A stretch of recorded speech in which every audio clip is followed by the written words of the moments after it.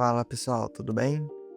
Esse é o primeiro vídeo de uma série de landscapes que vamos descobrir como esculpir um terreno, como pintar o terreno com texturas de grama, terra, areia, algumas formas diferentes de como adicionar gramas e árvores, como fazer rios, lagos e oceanos e, por último, um vídeo sobre iluminação e céu. Nesse vídeo, vamos criar uma landscape do zero e vamos ver quais são as principais ferramentas para esculpir o terreno. E por último, vamos também adicionar uma textura de grama. Vamos lá? Então, eu abri aqui a engine e vou criar um novo mapa vazio.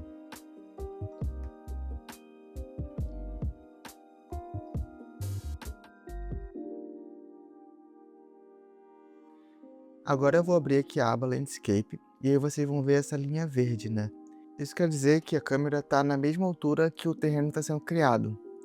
Então vamos subir aqui e aí vocês vão ver essa grade verde, né? Então ela é uma pré-visualização de como vai ficar o nosso landscape.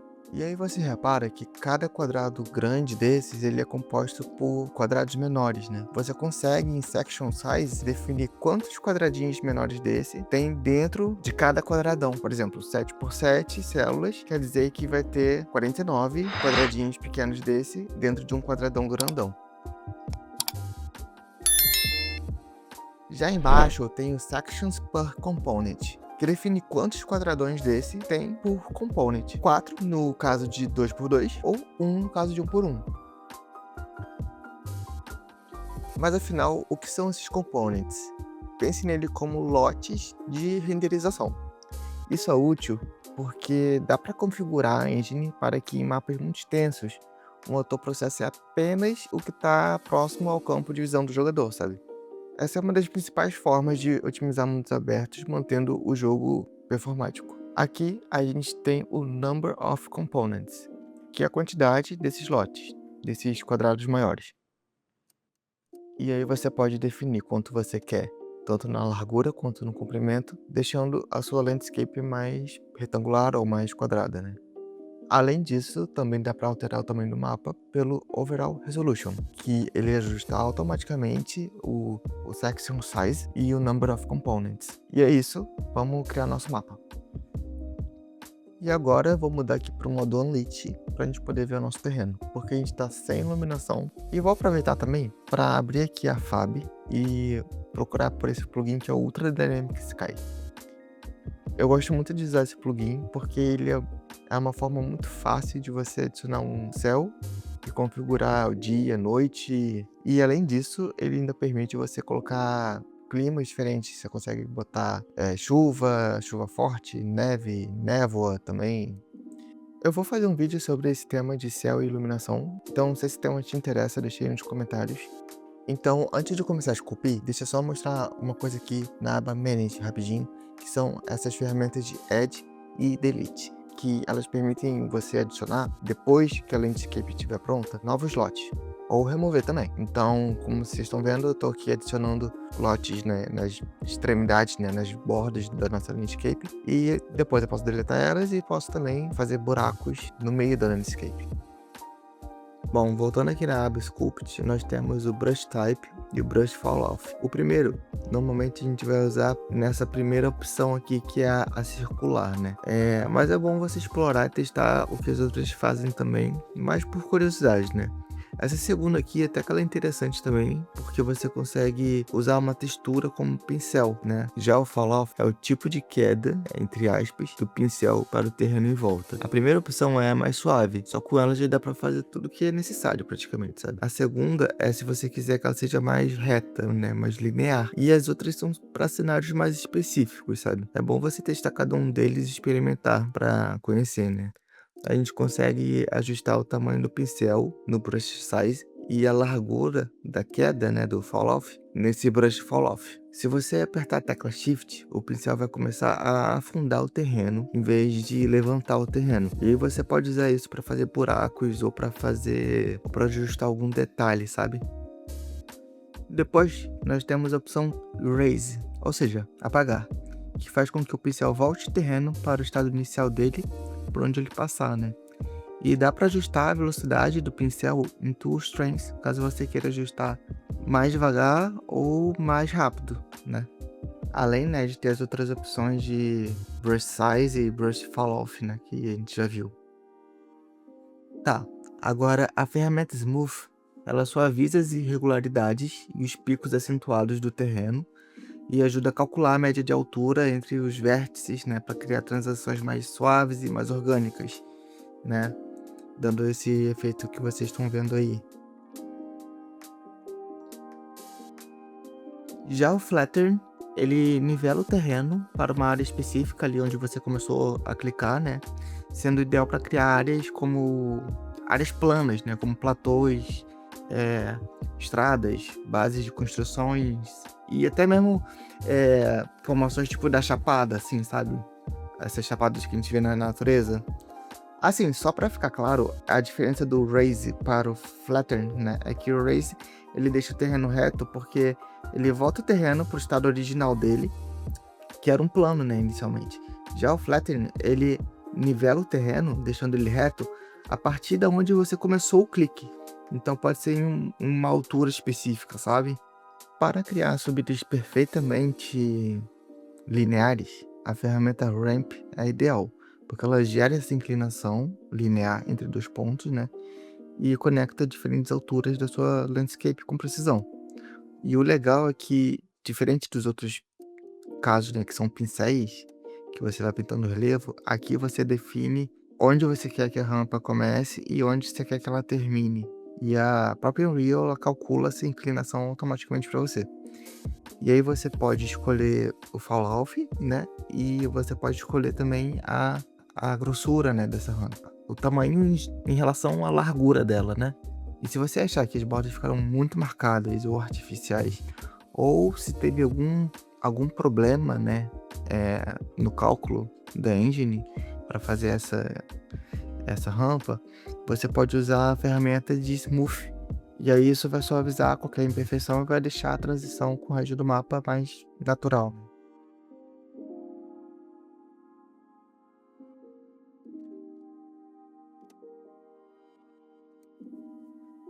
Bom, a próxima ferramenta é a de erosão, né? E ela simula o desgaste natural causado pelo tempo e pela gravidade, né? Como se o solo tivesse se esfarelando, né? Se deformando e descendo pela encosta, sabe? Se você usar ela num plano reto, ela vai causar algumas irregularidades no terreno, né? Dando um aspecto mais natural e menos uniforme, né? Essa é uma boa ferramenta para tirar também aquele aspecto de massa de modelar das montanhas que você esculpiu manualmente. Ela dá um toque mais realístico mesmo, sabe?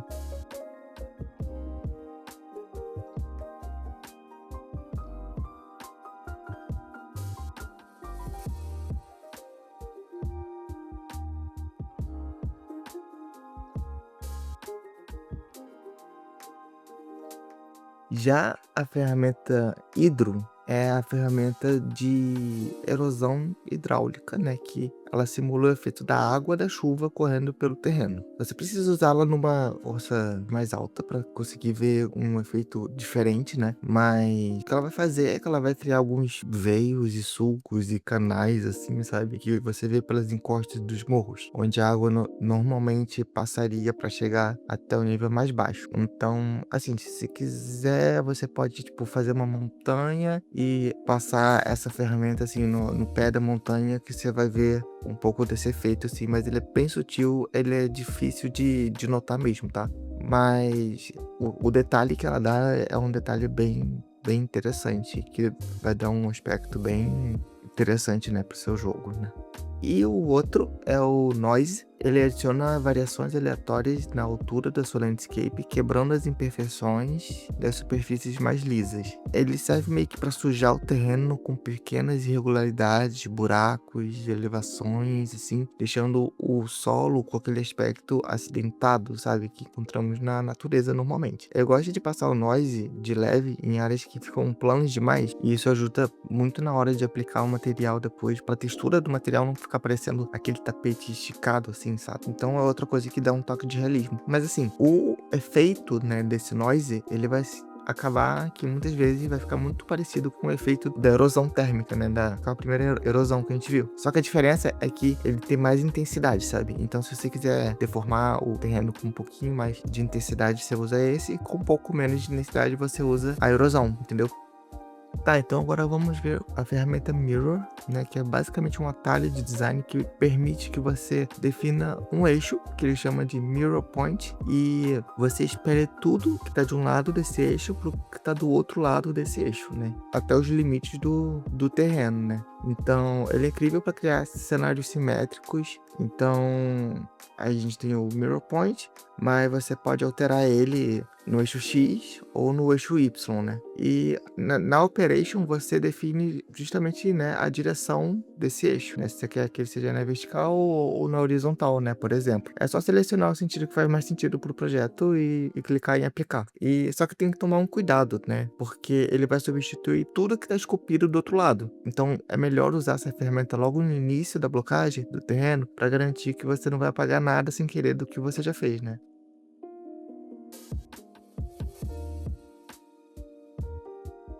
E aí, finalmente, a gente tem a nossa última ferramenta que importa aqui, que é a copy, que o próprio nome já diz tudo, serve para você, achei essa montanha aqui super maneira, quero copiar ela para colocar em outro lugar do mapa, né? Ou então, quero tirar ela daqui e botar em outro lugar. Então, cara, Ctrl C, Ctrl V, praticamente, né? Você vai ter uma caixa amarela, né, que é um gizmo, e aí você pode aumentar ou diminuir essa caixa e transladar ela também, né? Então, você aumenta essa caixa e coloca ela para envolver toda a montanha que você quer, toda a parte do terreno que você quer, e você vai lá e clica em Copy Data to Gizmo ou simplesmente aperta Ctrl C. E aí você coloca essa caixa onde você quer pôr, e aí você clica em Ctrl V e pronto, a montanha vai estar no lugar que você quer agora. Se você quiser, você paga a anterior, né, ou deixa as duas repetidas, né, aí é com você. Bem simples. Tá, então agora eu vou só apagar isso aqui tudo e preparar a nossa terreno para nossa próxima parte, que vai ser colocar textura nesse terreno, né? Então eu vou só adicionar aqui um pouco de erosão no nosso terreno completo e vamos ver como que tá ficando. Então, para a gente testar, eu vou só adicionar aqui nosso template de terceira pessoa.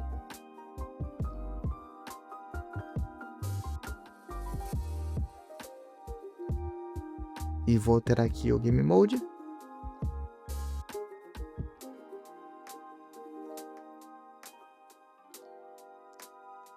E vou adicionar aqui o nosso Player Start. E pronto. Vamos testar aqui, vamos ver como que tá esse terreno. E agora que a brincadeira vai começar de verdade, né? Porque a gente vai começar a pintar esse terreno, né? Com textura de grama, terra, pedra, areia. Enfim, agora que vai começar a ficar legal. Mas esse tema ele é bem grande e complexo, porque a gente vai ter que fazer uma Landscape Material que tem muita configuração e é tema para um vídeo só. Então, nesse primeiro momento, a gente vai só importar uma textura e vai adicionar ela no nosso Landscape. Então, eu vou abrir aqui a nossa Fab e vou procurar por Quixel. E aí a gente vem aqui em Publishers e ali vai aparecer ali essa opção Quixel Megascans. Por muito tempo esses assets foram gratuitos, né? Quem até a data estipulada foi lá e adicionou ele na sua biblioteca, tem ele gratuitamente até hoje. Mas se você tem algum dinheiro para investir, essas texturas não são muito caras, né? Papo assim, por volta de R$10, se não me engano, cada uma delas. Então, assim, é dinheiro, mas não é também um valor absurdo, né? Mas você também pode importar texturas de outros sites, não precisa ser necessariamente daqui. Beleza? Então, eu vou procurar aqui por uma textura de grama. Eu vou escolher essa aqui, que tem essas imperfeições, né? Esses pedaços de grama capados.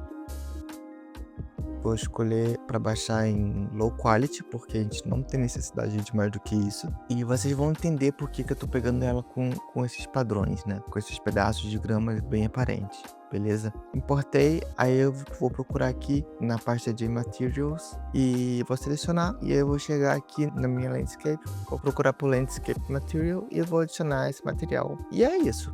E aí vocês vão ver que no nosso terreno, né, agora ele tá todo com a nossa textura. Só que vocês vão ver que essa textura, ela deixa muito perceptível esses padrões, como se fossem vários quadradinhos colocados um do lado do outro, tá vendo? Inclusive a gente consegue ver essa parte mais clara, meio marronzinha, a gente consegue ver fileiras dela indo até o final do nosso terreno. No próximo vídeo, a gente vai aprender como que a gente faz para quebrar esses padrões e deixar a nossa landscape mais natural. E além disso, eu também vou mostrar para vocês como que a gente pode fazer para pintar a nossa landscape com outras texturas.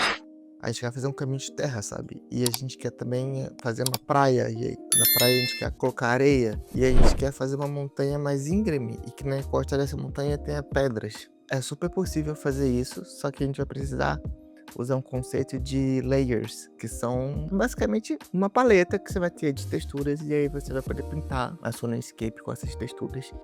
E aí no próximo vídeo eu vou te mostrar como a gente vai fazer isso. E é isso, gente. Espero que vocês tenham gostado. Não deixe de dar um like, porque isso ajuda muito no canal.